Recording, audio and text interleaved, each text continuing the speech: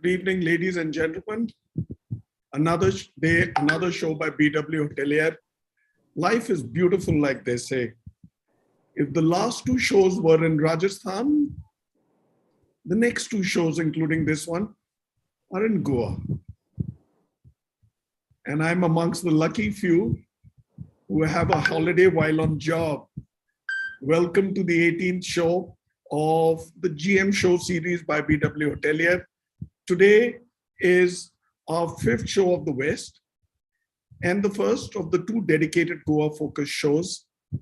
The second Goa show will be day after tomorrow, March the 24th at 5 p.m. Mark your calendar, block your date, block your time slot, and be there. After that, we move, and that will be the penultimate show of this 20-show series. Before we end with one good one down south on Tuesday, the 29th of March. This has been a very special series for us, extremely special. I love it. I've loved every moment. And now that we are nearing the end, I'm starting to plan for the next year.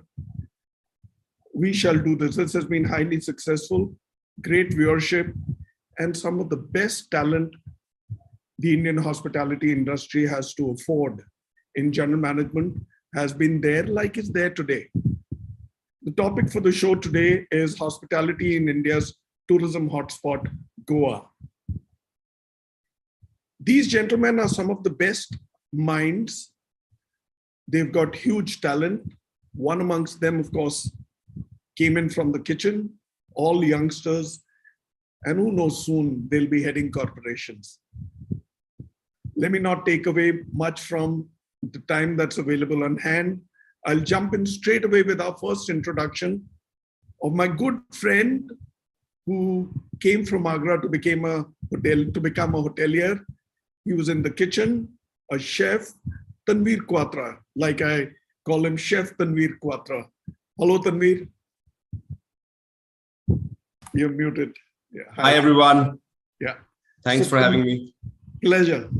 So Tanveer is the general manager of the W in Goa, a rather well-appointed asset.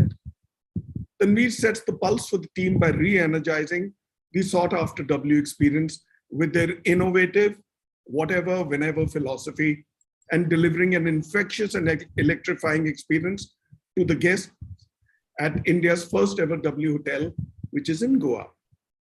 It's not every day you hear of someone with a culinary background turning into a general manager of a hotel.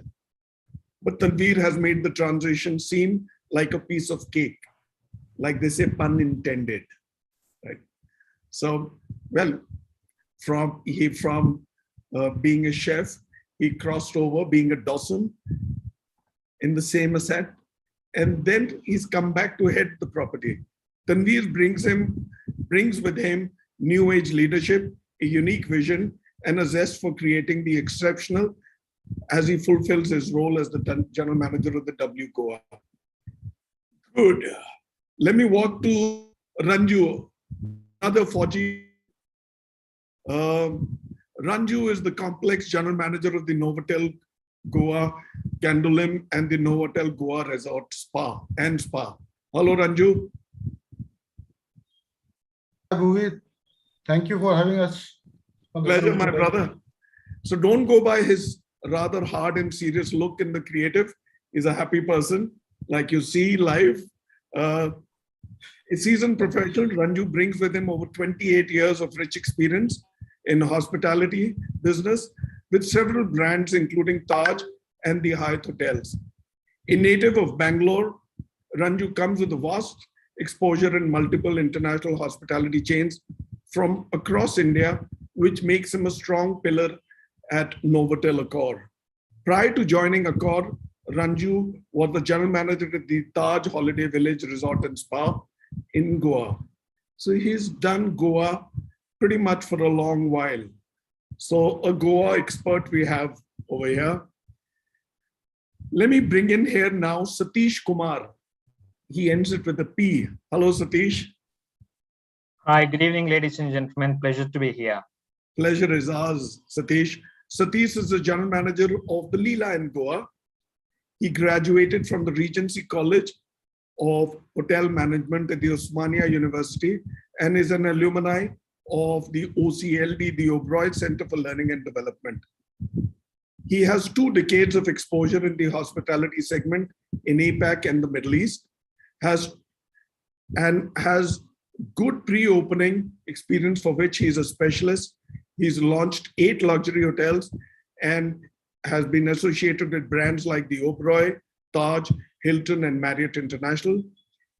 He was also the recipient of the esteemed Global Award for Excellence in Delivering Guest Experiences. Excellent. I now zero in on Amit Kumar. Hi, Amit. Good afternoon, everyone. Thank you, Bhuvnesh, for this opportunity. A pleasure. You've come in by your own strength, my brother.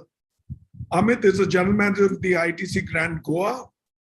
He started his hospitality career at the Taj President Mumbai, and later he has worked in a few leading hotels in India before joining ITC Hotels in 2017. Prior to his current assignment, Amit was associated with ITC at the ITC Grand Central Mumbai, Welcome Hotel the Savoy in Mussoorie, and ITC Windsor in Bangalore as the general manager. With over 2 decades of work experience in the hospitality industry, Amit brings with him management expertise garnered through Indian and international exposure from his previous experiences. Excellent. Now on to the man at the Marriott Resort and Spa in Goa, Gaurav Apte. Hello, Gaurav. Good evening, everyone. Thank you, Bhuvi, for having me here. It's an absolute pleasure. Delighted. We're delighted to have you here. Gaurav has over 2 decades of rich experience in hospitality and has held various leadership roles at the Marriott assets across India. His motto to excel professionally is by breaking the barriers of change in order to drive operational excellence, conceptualize the company's vision, and achieve growth through exceeding expectations of all stakeholders. Prior to Goa Marriott Resort and Spa, Gaurav was associated with the Courtyard by Marriott in Ahmedabad as the general manager for 3 years. Brilliant. Last but not the least, I now home in on this boy from Hyderabad, a co-Punjabi. We are 3 of us, 4 including me, Amandeep Grover. Hi, Aman. Good evening, everyone. Thanks, Bhuvi, for having us and great connecting with all the fellow GMs. Pleasure. So we can safely call you Amandeep Garu. You could. Yeah, Amandeep Grover is the general manager for the Hilton Goa Resort. A seasoned hotelier with over 2 decades of experience spanning across different positions internationally. A lot of international experience here. Amandeep is a leader with a vision that has portrayed all his roles with panache, from being the pre-opening leader as a general manager to enduring the strategic outlook with expertise in various key aspects for operating hotels.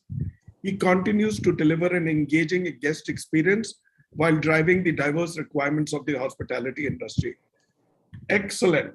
That's a great introduction for my co-colleagues on this show. A bit on the dressing over here. Ranju is the oddball. He's wearing a jacket and I just wore a Nehru. They say in Goa, you stand out not by the jacket you wear, but how you drive the business. This is a luxury over there, right? So you will see these general management leaders in the dress that they wear daily to work. All right, great. So before we get the discussion, let us watch a brief AV of our supporting partner, Siba, Thin Kitchen. Just give me a few seconds.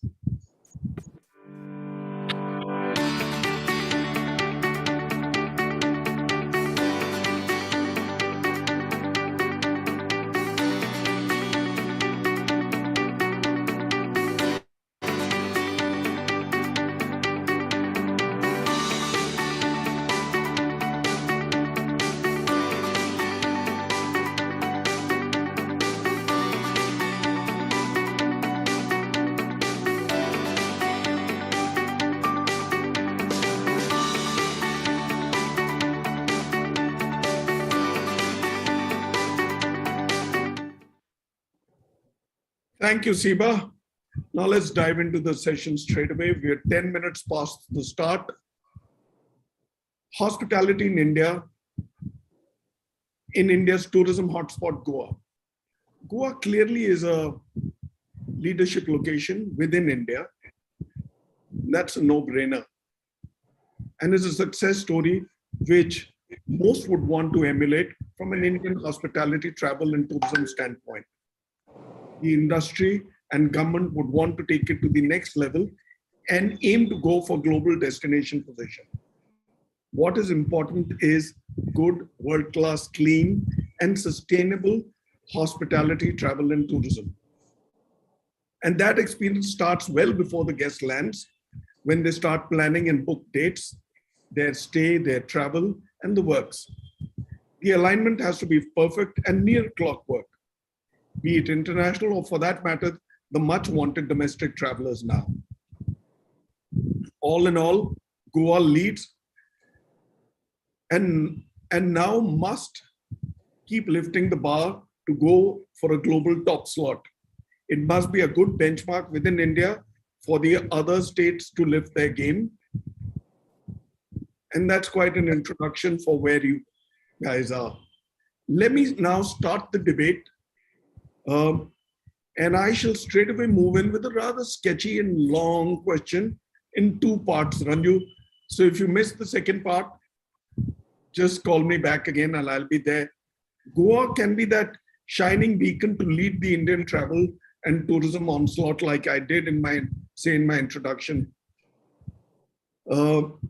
Is Goa truly a tourism hotspot, and does it have the best quality hospitality assets across classifications to meet the aspirational travelers' demands? Or is there a lot of hype? Do set the record straight. Muted. You're muted, Ranju. All right, I'm clear. Yep. All right. Thank you, Bhuvi. Actually, very straight answer to this. Yes, Goa is a tourism hotspot, and there's no denying that. At least in the context of India, it is. And what we've seen in the recent past, and you mentioned as well, domestic business has beautifully flown into our business hotels and is sustaining us very well.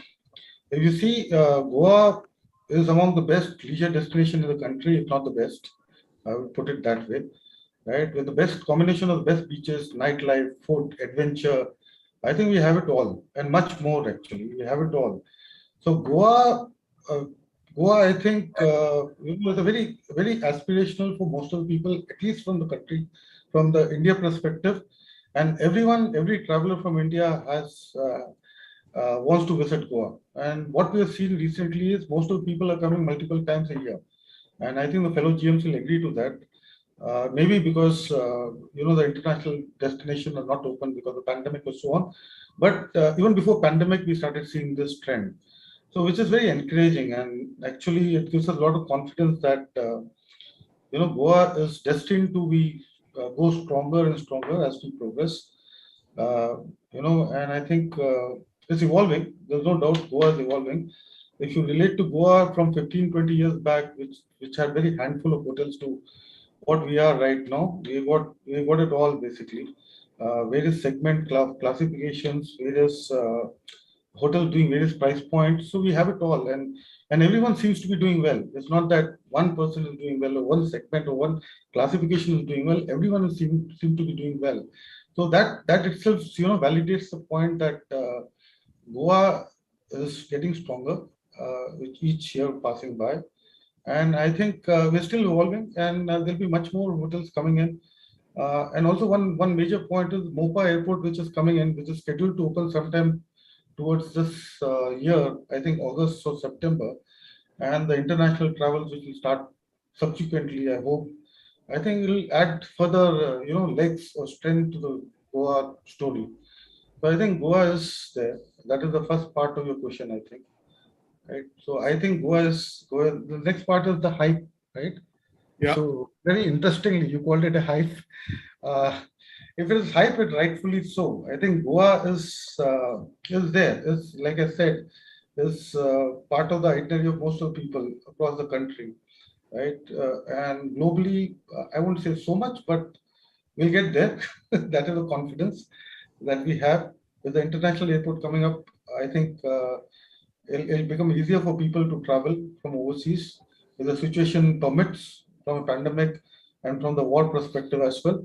But I think people will start coming in, and actually Goa was one of the first destination to have, foreign tourists coming in. So I think Goa is hyped, rightfully so. So if you can use that word, I think I'm very confident and highly robust about this, optimistic about this Goa market demand. So,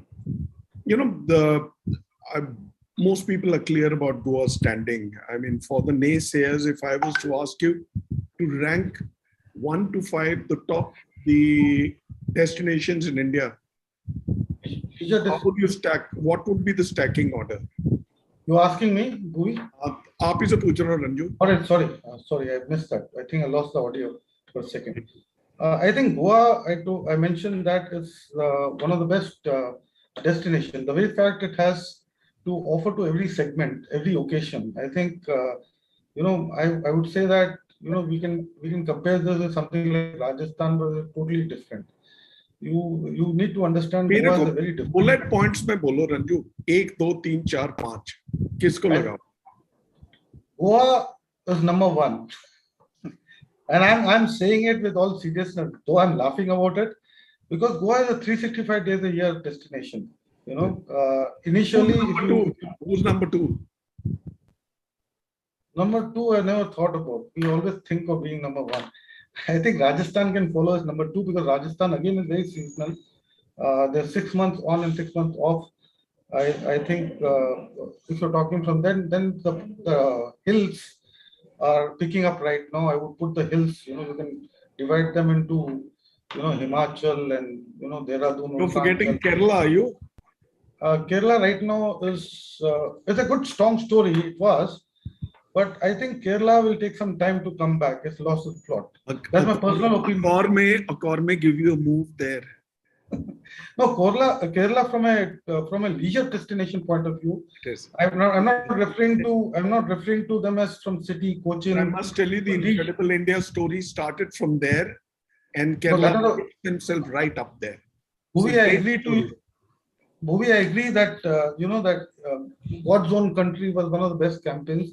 It's still one of the best, considered to be one of the best campaigns done by a state on tourism. I think it's fabulous, but somehow Goa doesn't seem to be catching him somewhere there in the top 5. That is my personal view.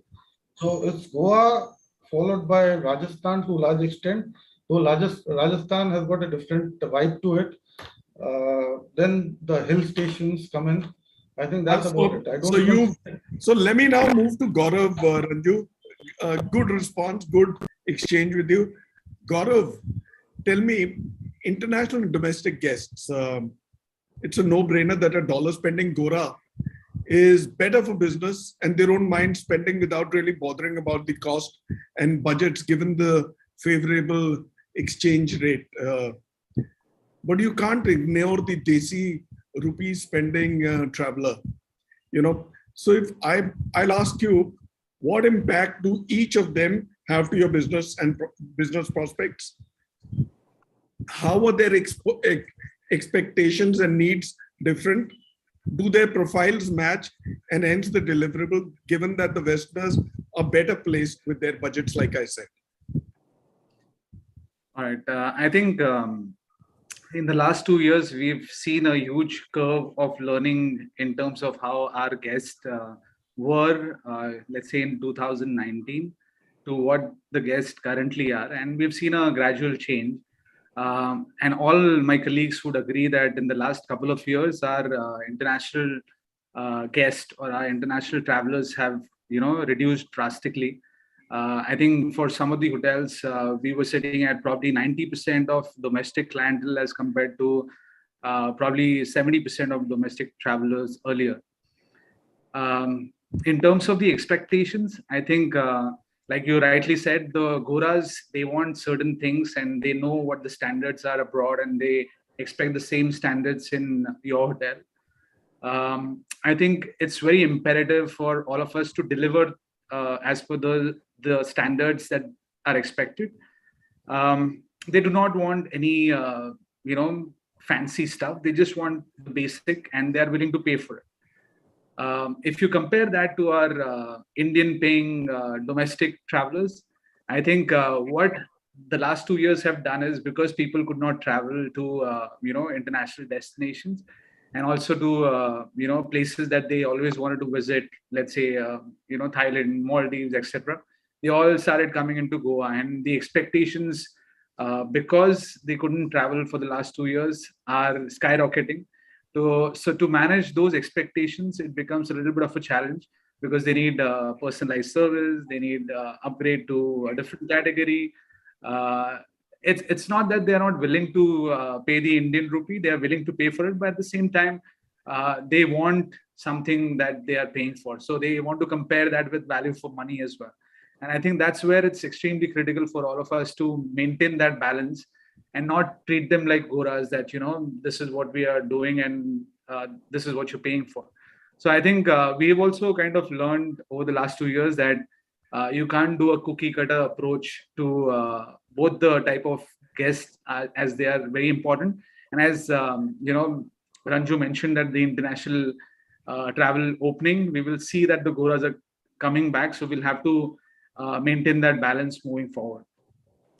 So in terms of expectations, which was your second part to the question, I think what the goras need is a quick service and basic expectations for the price that they are paying.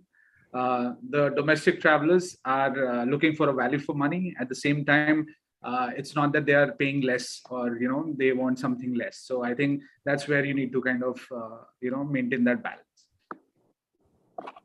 Excellent. The current generation of Indians, they actually research and plan out, and once they're there, they don't hold themselves back for an extra drink because it was going over their budget, or a fuller meal, or a good party outside. So yeah, as long as you are able to deliver and meet their expectations, they don't mind spending. That's my view. I just hope I'm not wrong. Do you agree? True, absolutely. I think what we have seen is they are willing to look at options, but they have done their research. So before they come to your hotel, they actually have 20 things that they can do, and they want to hear it from you, which are the top 3 or top 5, so that they can make that decision, and they're willing to pay for it. So if they want to spend a night in the casino, or if they want to do a private event, they have the money to spend for it. Excellent. I'll move to Aman. Aman, not all hotels are on the beach, or perhaps with their own exclusive beach. How important is having this, and what effect does it have on the rates, the type of guests you attract, and the ticket size or their spends? After all, if you have your own beach, the guest is almost captive to you, will not venture out unless for sightseeing or some shopping or something. And once the guest is out, really, then he's out of your control, right? Then he's out of reach for you, and he's somebody else's money. So thanks, Govi. When you think of Goa, I think the first thing that comes to your mind is beaches. It's synonymous to Goa. I personally feel there is a lot more that Goa has to offer. And like Ranju was mentioning, Goa caters to all sorts of segments. I feel every property in Goa is so unique and so diverse. I think with people having experienced beaches, I think there is a lot of opportunity for them to experience other properties which are not beach properties. And I think people are also bored. Case in point, our own property, which is not at all a beach property. How do we leverage? Obviously, we look at the USPs around our own property, whether it's the views, whether it's the size of rooms. And I think every property should look at that, market that, which will keep bringing clients back to them. Your second point was, once they go out, obviously they spend on shacks and beaches and so on. I think it's what you have to offer at your own property around Goa. And there's so much to offer. Goa itself has got so many curated experiences that are there, which absolutely, if you want, you offer that to the client, they stay with you, they're within your property. Your F&B offerings, I think that's a big thing. I think it's a mindset thing where I'm sure we all agree that people just want to go to shacks, but it's not the case. It's what you offer within your property with your USPs. I think people are willing to, go to the non-beach properties as well. And I think we're seeing more and more because it's been there, done that for the clients. So I think that's a big takeaway for that. Yeah, true. So, but it is an advantage of being on the beach and then keeping them locked in. Yes, it is. Absolutely. That is true. But as I said, with newer properties opening with unique experiences they have to offer, I think the millennials are looking at that new experiences, if I may say so, and they are willing to spend that extra. So case in point, talking about the rates, it's easy to position yourself as that unique property. So it's not that difficult. True. So I'll now move to Satish. Satish, tell me, you're heading the Leela in Goa, another excellent asset and a great brand, and you're in the luxury space. Goa and F&B are such a huge draw. Yeah, that again is a no-brainer. How big is the F&B pool, and how can you give the best to your guests without them having to venture out to taste Goa cuisine or other delicacies and cuisines that they wish to savor? Does your hotel customize to what a guest wants? Because customization is now critical to the guest experience. भाई मेरे को ये नहीं खाना, मैं vegetarian हूँ, I want this particular cuisine, or I don't want to have red meat, or I don't like seafood. Do you customize? Bhuvi, to speak about F&B, it is certainly a very, very interesting space, considering the fact that the way it is evolved over the last 10 years, right? So to answer your question, how big is the F&B pool? To be honest, it is as equivalent as to the total rooms revenue. 50% of our hotel revenue comes from clearly food and beverage. And that's how strong it is. And to be located in a Goa and South Goa, when you have so much of competition around, how do we ensure that the customers do not step out or venture out with so many established restaurants? I think for us, we revolve around the three major stuff when it comes to F&B, which is number one, how do we make it a very aspirational F&B? Because F&B has become a more deciding factor for a guest even before booking a hotel. They check out as to what are the outlets that the hotel has got, and that's when they decide. And number two, how do we make it very local and authentic, right? For the Leela Goa, if you were to look at, one of the things for Charles, how do we customize? If a customer has to check into the hotel, they got an amazing sundowner at Susegado right on the beach, considering the fact that we have a private beach. Post that they can get into a Jamawa, which is our Indian fine dining restaurant, and we have been serving, and the most popular dishes are the Goan thalis, and it is as simple as a thali, but the fact is that's very well received. And then the next day, moving on to the Riverside restaurant, which is an Italian fine dining, right? And we also become so aspirational that we realize that people want to spend on beverage too. So getting someone as a chief mixologist for the property without having a beverage menu, but this chief mixologist goes around, speaks to them, understand what is the mood for the evening, and preparing a drink. That makes it more aspirational than ever.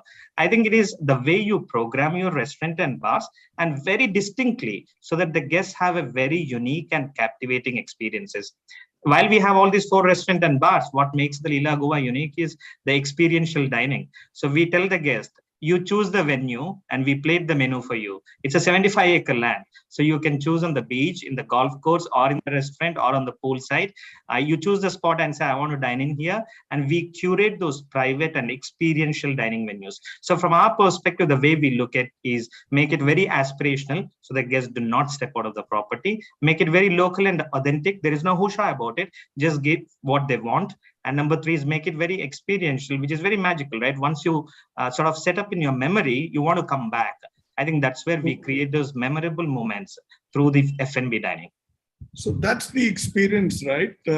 Indeed. Tell me, breakfast is almost like it's a given, right? If you're staying in the hotel, you're not going to go out for breakfast. It usually comes with the package as fait accompli.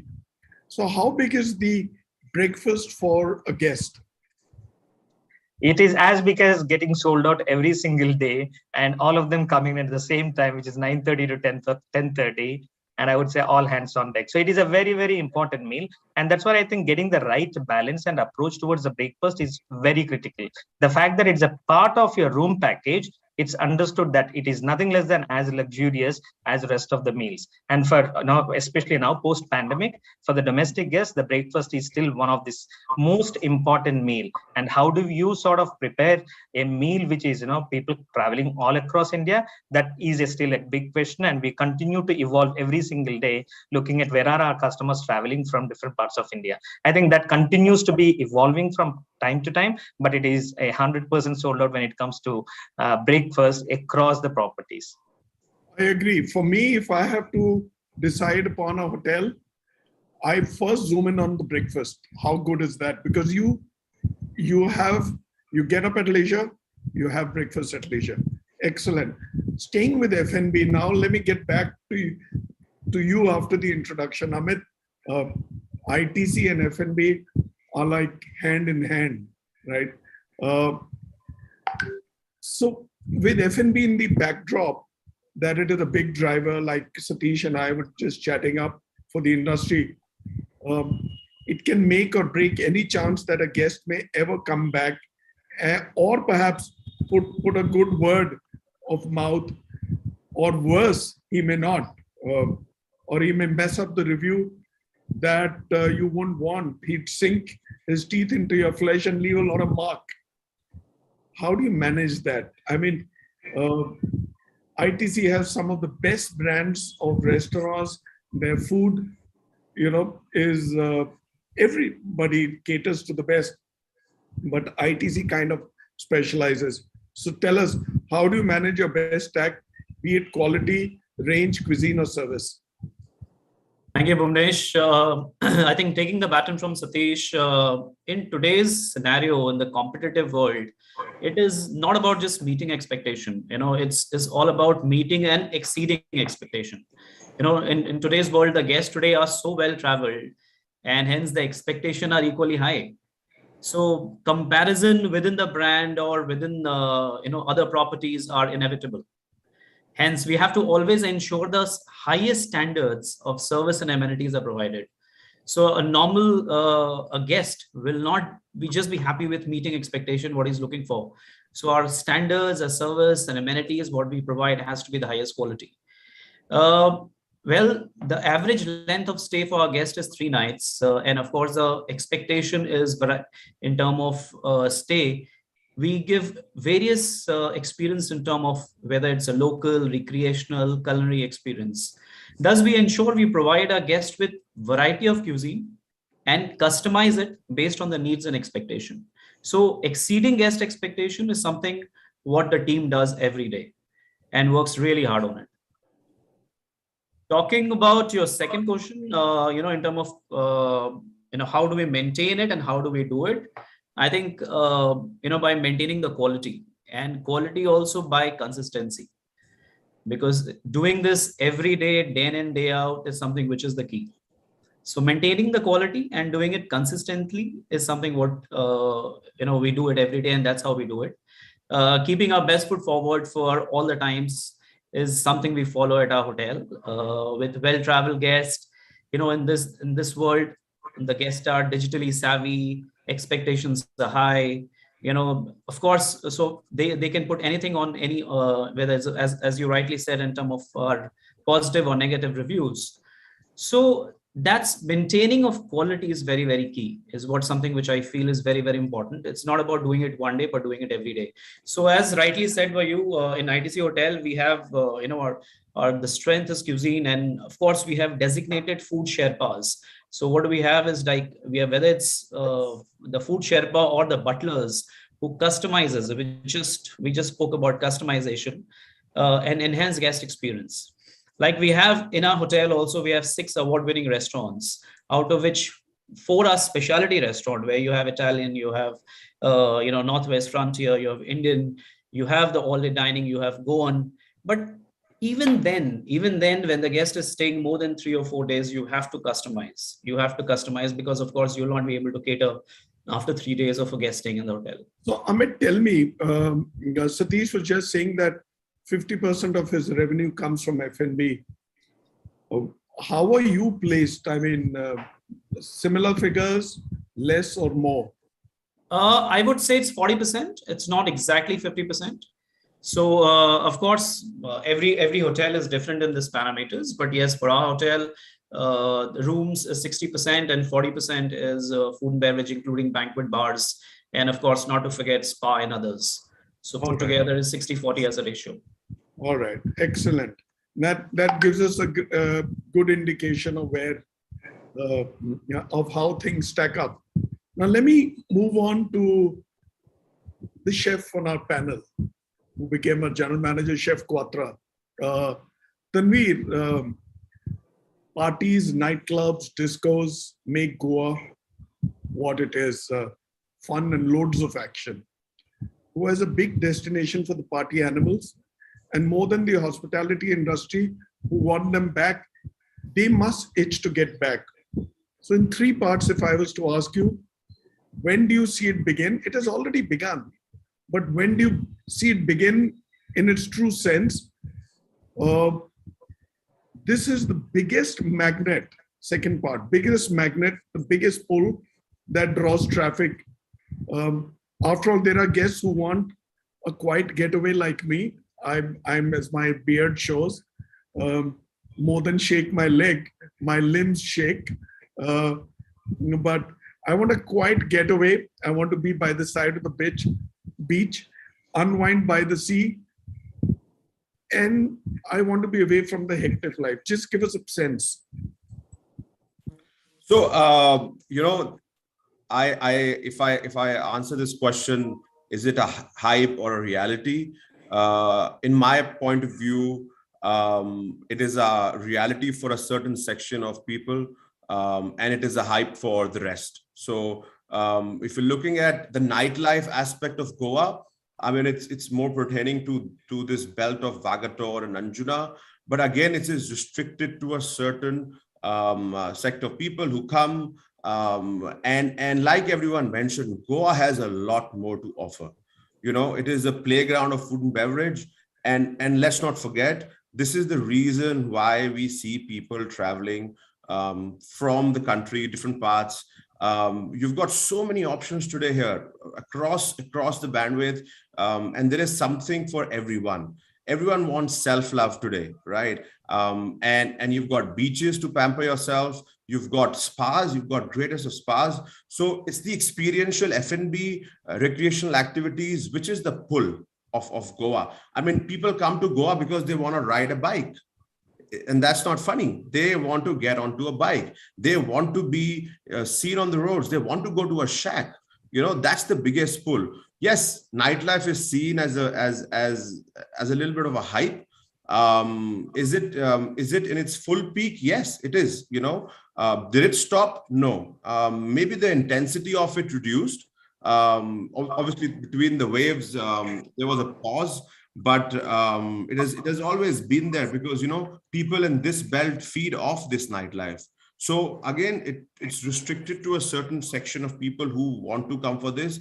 And I have seen people, come to Goa for 7 days, stay in the south for 3 or 4, and then, come to north and stay. I mean, I've seen people coming from across the hotels, from people who are on the panel. And it's just that they want to experience the full Goa.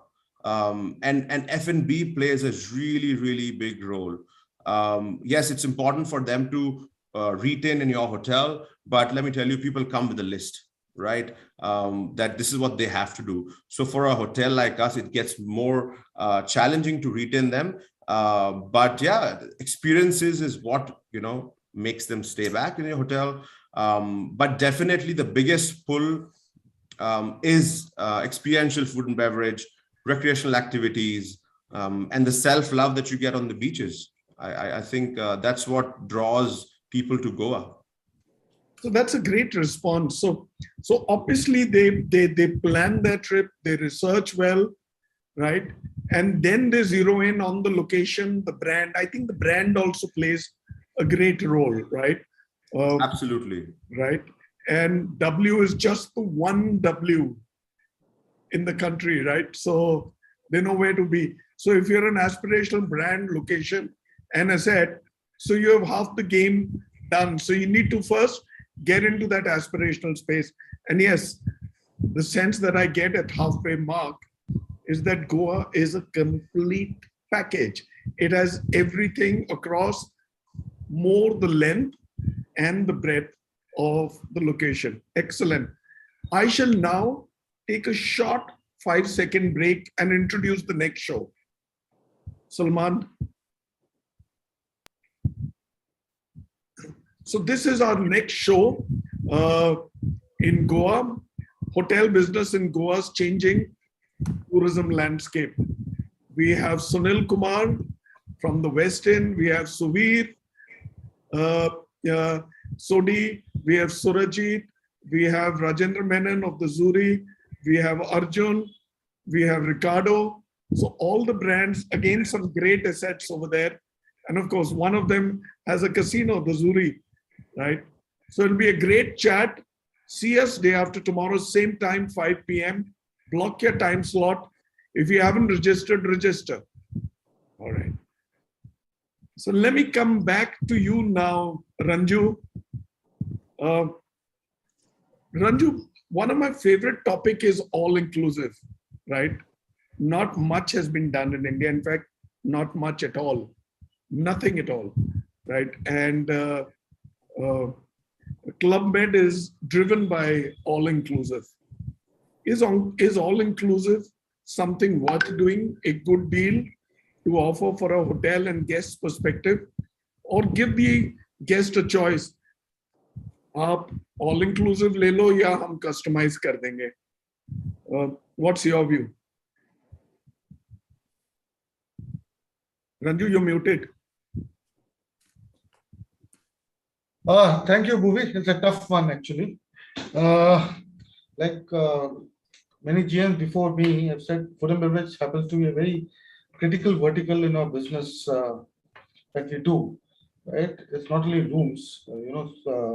Satish mentioned 50-50 and Amit did 40-60. So we all there somewhere.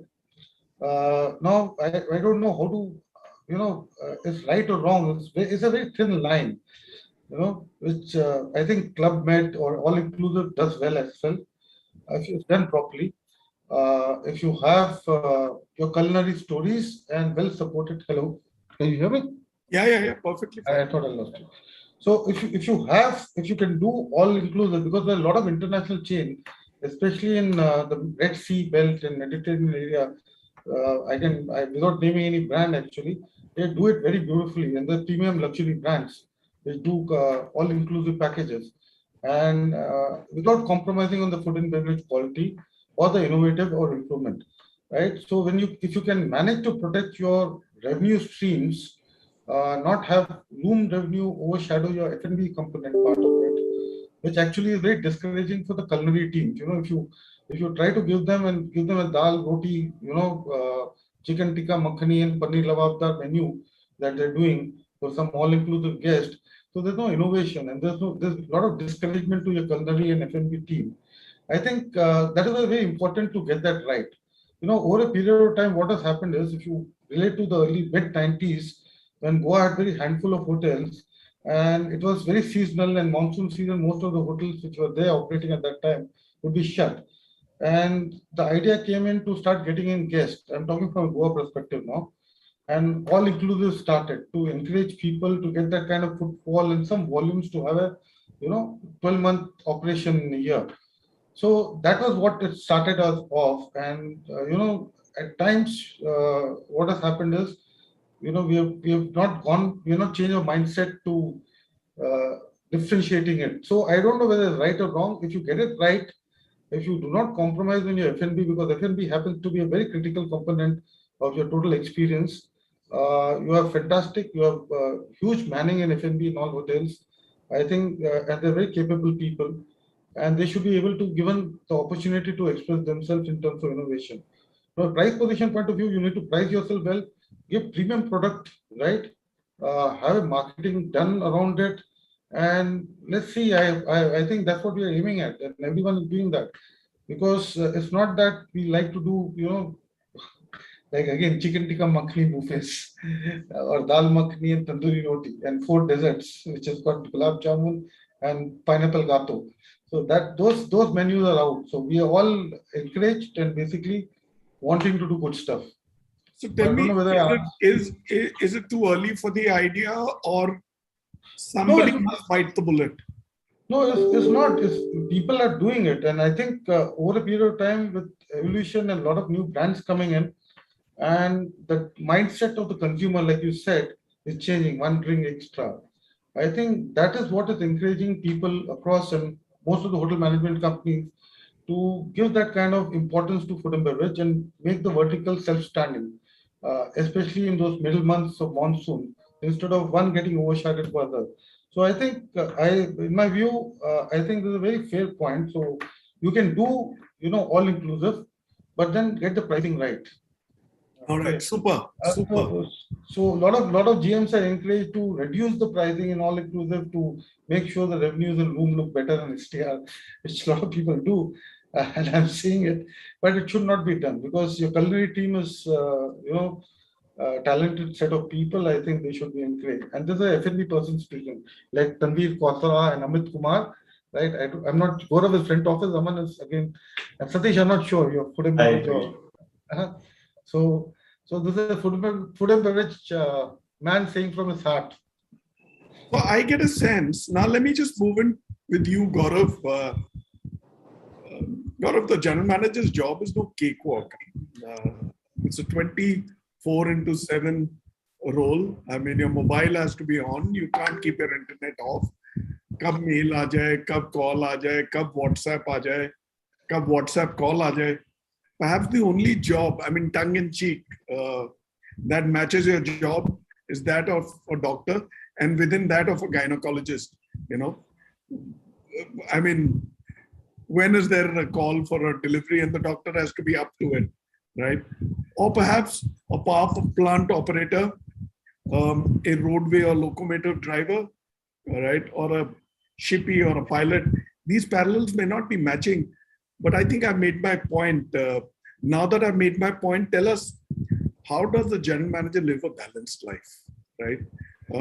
How does he get his unit to have a balance in their lives? What is the trick? Because you have to be on top of everything, smiling each coming day. All right. I think, firstly, thank you for recognizing the fact that a GM's job is not easy, and you need to be 24/7 available, not only to your team, but also to the guest and also to the owners and all the other stakeholders. So, yeah, thank you for recognizing that. Oh, absolutely. I think, it's definitely a skill that you acquire over time. But I think the most important thing is to have trust. And when I say trust, not only with the team members that you have, but also in the processes that you set. So let me divide this into 3 aspects. The first is at work, the other is at home, and in general. So the first thing is at work. When you go to work, the first thing that you need to do is kind of set your priorities right. So, everybody must have done that Stephen Covey's time management matrix or prioritizing matrix. So there are different quadrants. So you need to decide what is your quadrant that you need to focus on. Is it urgent and important? It's not important, but urgent, stuff like that. So I think that is one thing that definitely helps to get things out of the way quickly.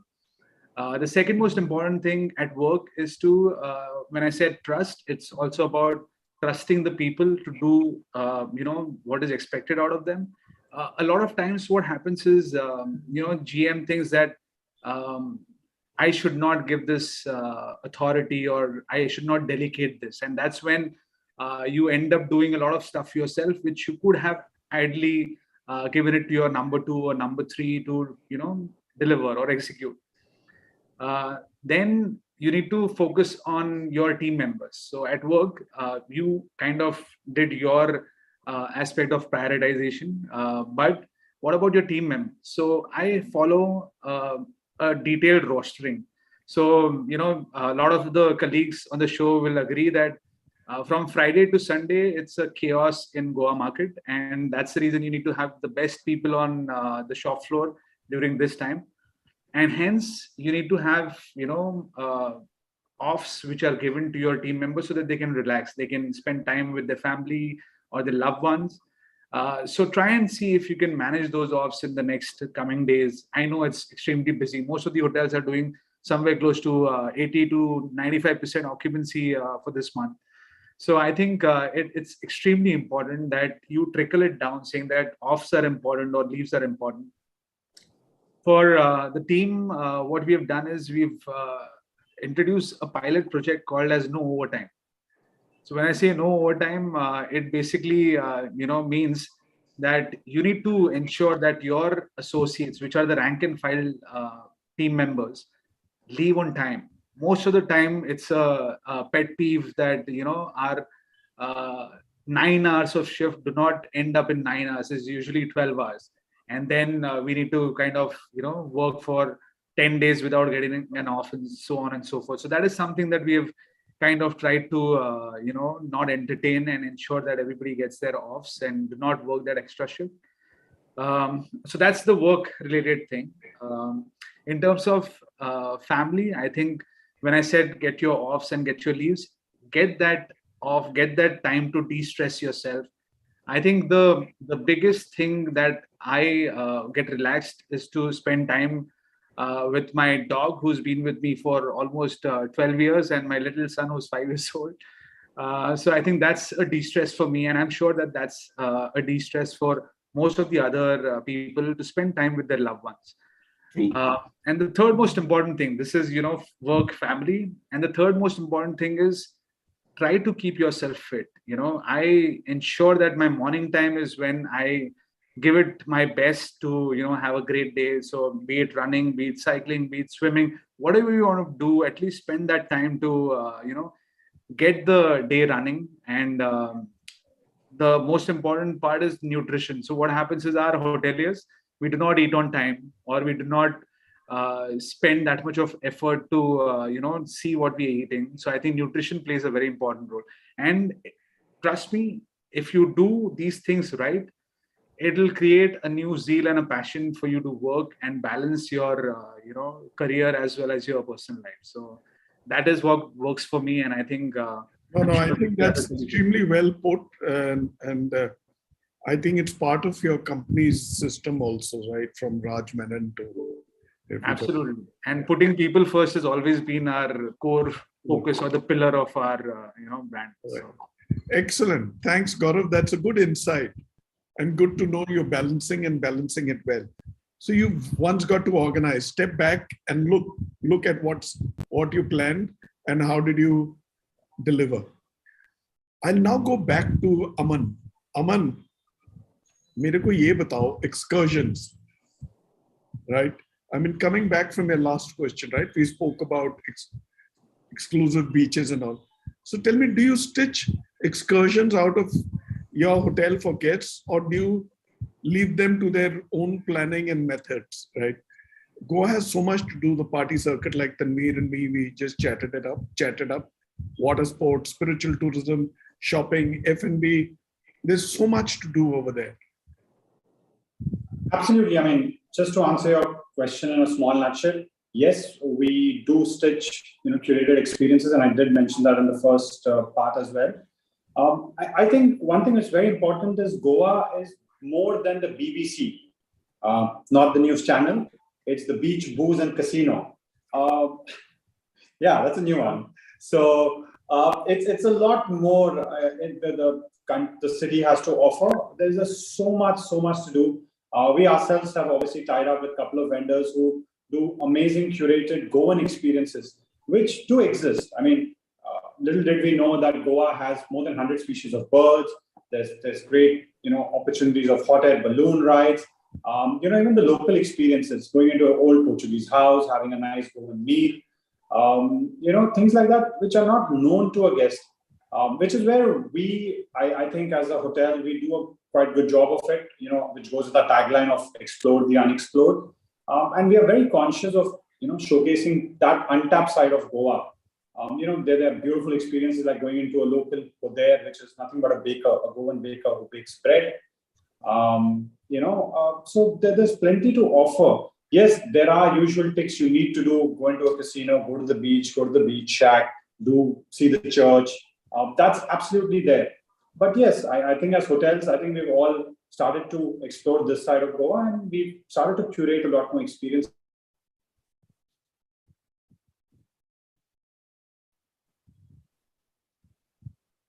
Aman, done?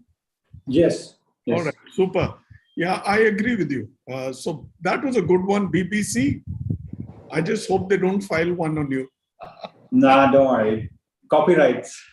Right. So going back to you, Tanveer, tell me, we've just been reading international travelers going to open to normal schedules from the 27th of March. That's very, very positive.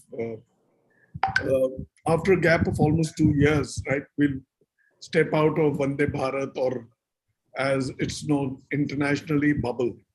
How do you think will that impact the arrival of the big buck spending international traveler? Will these travelers be, at the beginning, be slightly circumspect before they open up to travel out, and especially to India? What will they expect from us? Because the world will unfold the red carpet and extend them deals. Maldives is, Maldives, Qatar, Mauritius, all these countries, we are getting so many invites because they want to pull us away. So, firstly, it's going to be a great move. Obviously, international travel opening, it opens up the whole country. I personally feel, you mentioned about places like Kerala and Rajasthan. I think they are obviously hotspot for international travel because the way they've been positioned more than Goa. Goa has been popular, but the domestic tourism has caught up a lot. So we've already seen that happen. We've already seen international tourists already making small inroads, especially for us at Marriott with the whole Marriott Bonvoy program. We are able to tap that customer with much ease. So definitely it adds a lot of value to our business. But to answer your question, are they going to be a little wary? I don't think so. I see the West being more fearless. You see America, you see Europe, they have been the most fearless when they talk about COVID, right? They just wake up one day and say, okay, there are no masks today, right? And so I find them more confident traveling to India, and we just did a big tie-up with one of the French music companies where we got this event called Circle Down. So we had almost about 120 people traveling from the US, from the Europe. So definitely I did not see that fear. As far as the deals are concerned, I don't think any of us would like to offer them deals, but definitely they need to pay the right price, which I think, over the years, we haven't got the buck for our experience in this country. And I think this is the time that over the last 2 years, we've made a mark, and we've, as hotels, positioned ourselves. And then this is the time where we'll charge the right price to the customer, which was missing prior to 2019, and definitely Goa is no more a cheap holiday. It has to be at par with the other locations. So hence I feel that there's not going to be much difference there. Yeah, I agree. And they've saved enough by not traveling for 2 years. So they wouldn't mind spending a little bit extra and catching up over what they've lost. Absolutely.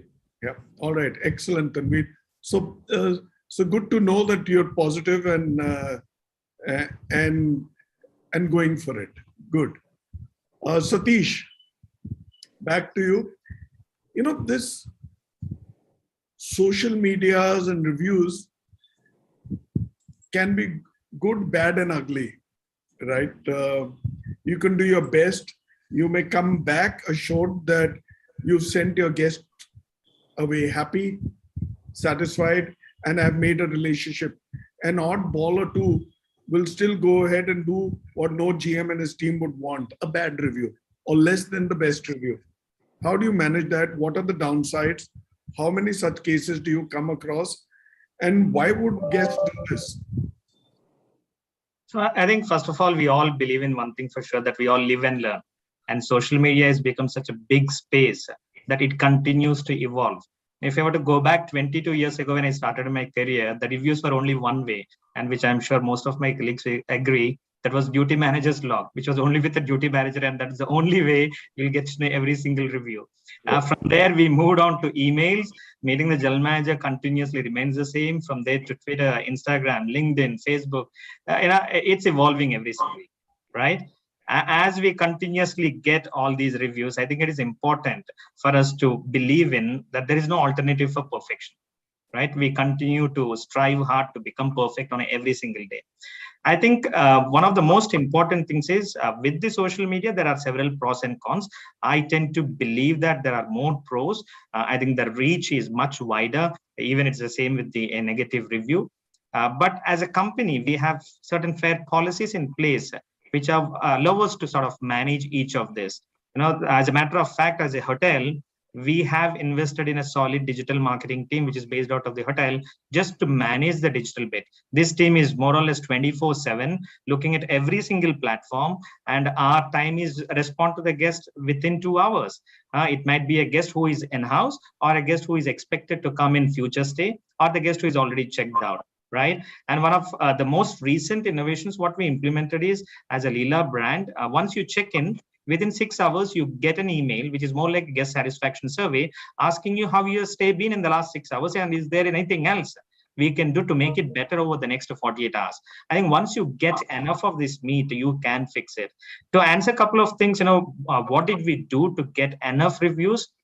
For example, at the Leela Goa, we got enough of Instagram corners, and we got people like Instagraphers who take your photo, and we got enough of QR codes. We encourage the guests, scan the QR code, go in and reach out to any of our team members. Let it be directly through a WhatsApp as a medium, or to our Instagram or a Facebook. We actually encourage the guests to go in and post anything for that matter, and accordingly they get rewarded for that too. And as a brand standard, we do not solicit any of these reviews, but we encourage them to share from timely feedbacks, right? I think in my experience, what I have seen, while we get those bad reviews, we go back to the guests, speak to them, and all those guests who have left, whether you say bad or ugly reviews, are either my loyal guests as we speak, or have been the best of the friends. I think we are in that space wherein we need to accept the fact that the expectations of the guest, and especially whether it is, where you call it as a luxury portfolio or any hotel for that matter, it is evolving. And especially with the domestic travelers, they are very well traveled. They do understand what to expect from each of these properties. And when you do not meet the expectations, I think you have an opportunity to fix it, and fix it to that extent that they go back and speak about it, how well it was received. So, I think that's one of the best things. Tell me, okay, one is the case of guests giving lousy reviews, right? And there are also guests who give no reviews, right? So, how many of them, what percentage of guests give no reviews, right? And how do you manage that? I think it's pretty difficult to put across a number. How many guests do not give a review? It becomes, it is directly related to the customer segment. There is a time wherein we had age group of 20 to 40, wherein everyone sort of gave a review proactively. And there are certain guests beyond 40 to 50, they do take some time after they check out, they take the good 48 hours to send the review. And there are some guests do not give a review at all. But there are some guests, who actually call and say, can we reach out to any of your managers because we want to speak? I think it's a mix. Tell me, do you give them your hashtags and your social media handles?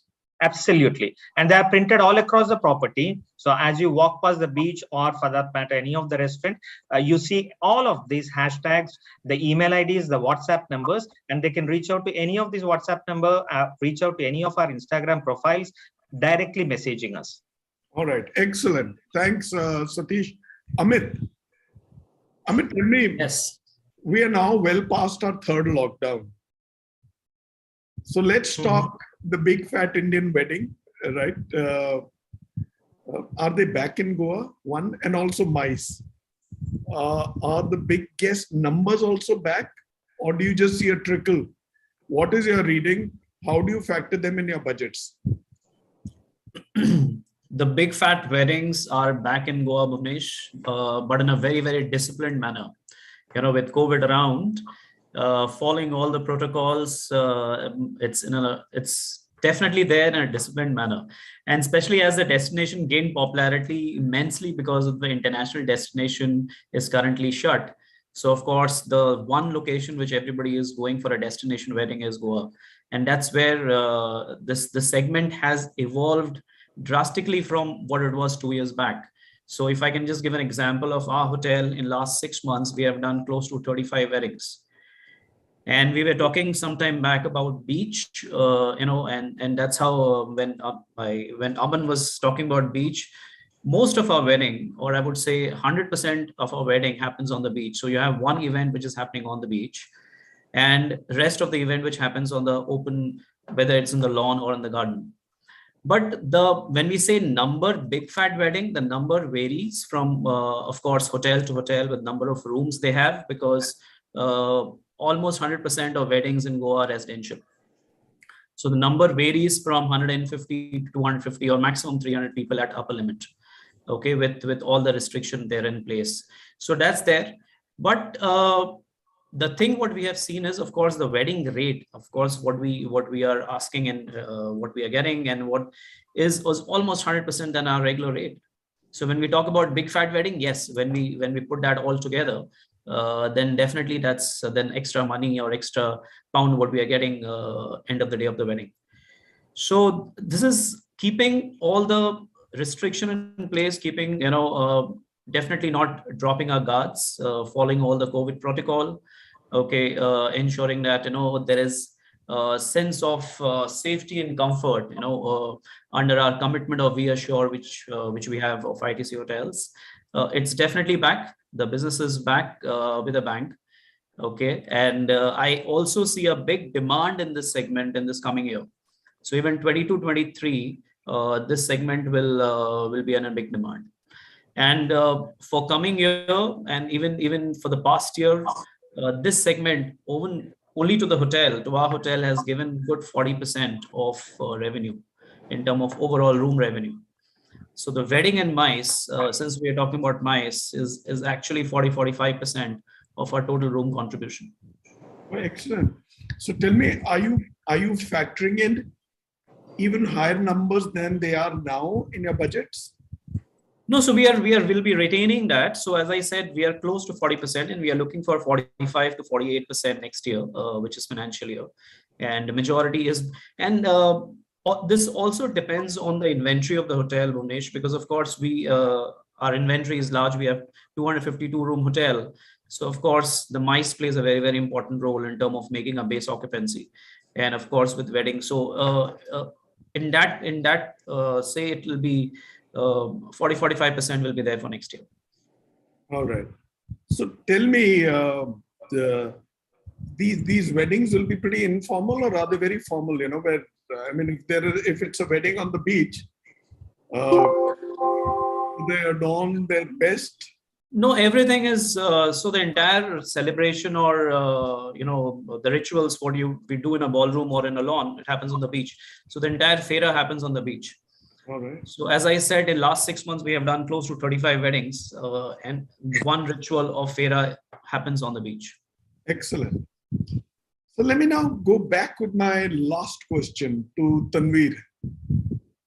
Tanveer, tell me, in the backdrop of the last 2 years, which have been such a challenge, there has been a significant transformation in consumer mindset, behavior, and expectations.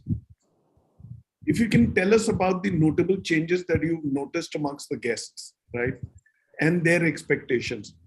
How do you align with your team, strategize, and handle this new challenge? So, obviously, there's been a paradigm shift in the way we've conducted business. And then obviously there was this small change of every hotel brand coming up with new policies and procedure. I think three things that I feel and we feel as a hotel, as a brand, that have really sort of changed the mindset. People look now for more compassion. Our customers look for empathy. That doesn't mean that you can't be assertive. And definitely, and most definitely, loyalty has taken a front seat. Loyalty is what helps them build the trust in the brand. So these are few sort of consumer behavior changes that we've seen now. Obviously, trickling it down through leadership. I mean, empathy in leadership is the most important, right? It might be a soft skill. The moment you start trickling it down to your teams, I think you're able to deliver this experience that your customer is looking for.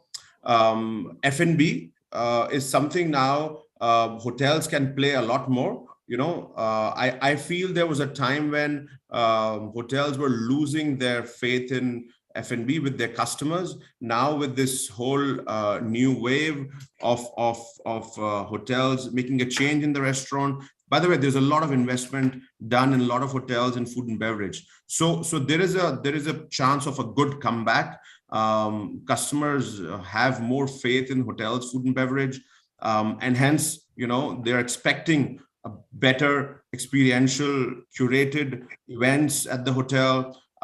Just look at the beverage space in Goa. It's expanding, and how. Today you have some of the best brands out of Goa, right? So customers have changed the way they look at the hotel. Like Satish mentioned as well, it's not just about food. It's about food and beverage. In W, we call it beverage and food, BNF. So customers have also understood that. And then they have made that behavioral change, and they come to Goa, they look for great beverages, great beverage brands. There's a great experience that Kazulo does with Feni, just close to the airport. It's just amazing. I see how many guests actually land, go to Kazulo for an experience, and then come to the hotel. So I think people have evolved. They're looking Goa with a different lens. And I think all of this is only helping us grow and become more stronger in the industry. Yeah, so Goa is a complete package, like they say, and I know how often you people revise your rates upwards. If the going is good, there'll be seasons and off season. Very little of an off season really now.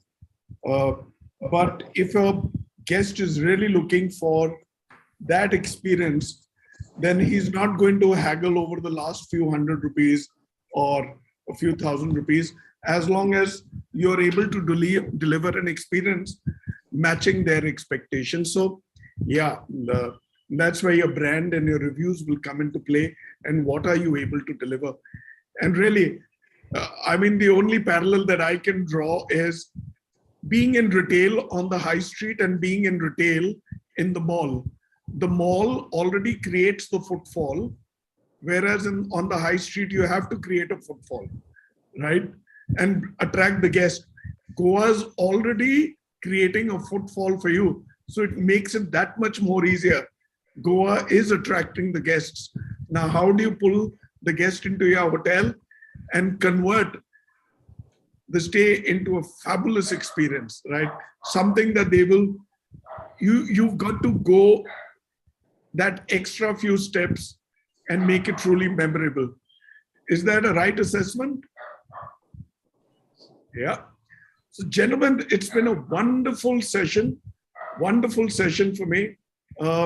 I've truly enjoyed my stay with you on this session. I couldn't have asked for better speakers, for better general management leaders, from better brands. If I have Marriott over here, I have Hilton, I have ITC, I have Leela, I have Accor, and I have the Hyatt there, right? So you've got the best brands, you've got the best general managers, and yeah, who has given you an opportunity to deliver a great experience. Excellent. Thank you for being on our show. It truly has been a pleasure dealing with you to the run up to the show and now during the show. Thank you for being in our show. Yeah. Before you go away, I shall very briefly introduce once again the next session, which is day after tomorrow, Thursday, 24th of March, Hotel Business in Goa, Changing Tourism Landscape. So that's a session day after. And we shall close with a video of our sponsors Siba Thin Kitchen. Thank you all. Thank you, Bhuvi. Thank you. Thank you. Thank you for having us. Thank you. Satish, Tanveer, Thank you. Raju, Aman, Thank Amit, you. yeah, and Gaurav, yes.